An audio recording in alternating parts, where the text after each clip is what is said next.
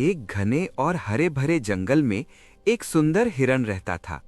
उसके लंबे, चमकदार और फैले हुए सींग पूरे जंगल में मशहूर थे।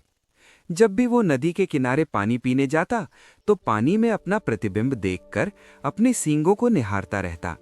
वो गर्व से कहता, मेरे सींग कितने शानदार हैं। पूरे जंगल में किसी के भी इतने सुंदर सींग नहीं हैं। इन्हीं की वजह से मैं सबसे अलग और सुंदर दिखता हूँ। वहां पास ही एक खरगोश और एक बंदर खड़े थे। उन्होंने मुस्कुराकर कहा, हिरन भाई, तुम्हारे सींग सच में सुंदर हैं, लेकिन तुम्हारे पैर भी बहुत काम के हैं। उन्हीं की वजह से तुम इतनी तेज दौड़ सकते हो।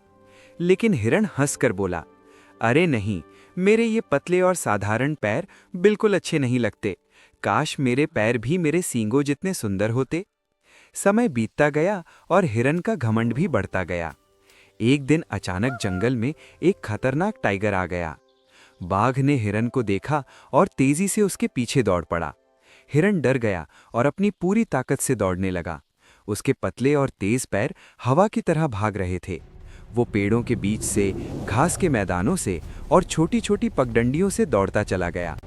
कुछ ही देर में वो बाघ से काफी दूर निकल आया, लेकिन तभी वो गलती से एक घनी झाड़ी में घुस गया। उसके बड़े बड़े सींग झाड़ियों की शाखाओं में बुरी तरह फंस गए। हिरन ने बहुत कोशिश की, इधर खींचा उधर झटका, लेकिन उसके सींग निकल ही नहीं पाए। उधर बाघ धीरे धीरे उसकी ओर बढ़ रहा था। हिरन घबराकर बोला, ओह, जिन सींगों पर मुझे इतना घमंड था, वही आज मेरी सबसे बड़ी मुसीबत बन गए। और जिन पैरों को मैं बेकार समझता था, वही मुझे बचाकर यहाँ तक ले आए।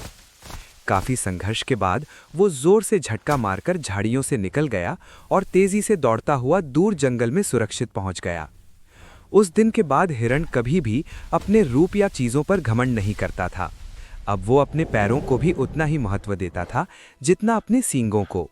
सीख: हर चीज की अपनी अहमियत होती है। किसी भी चीज को छोटा समझकर उसका अपमान नहीं करना चाहिए। हिरन, पहाड़ी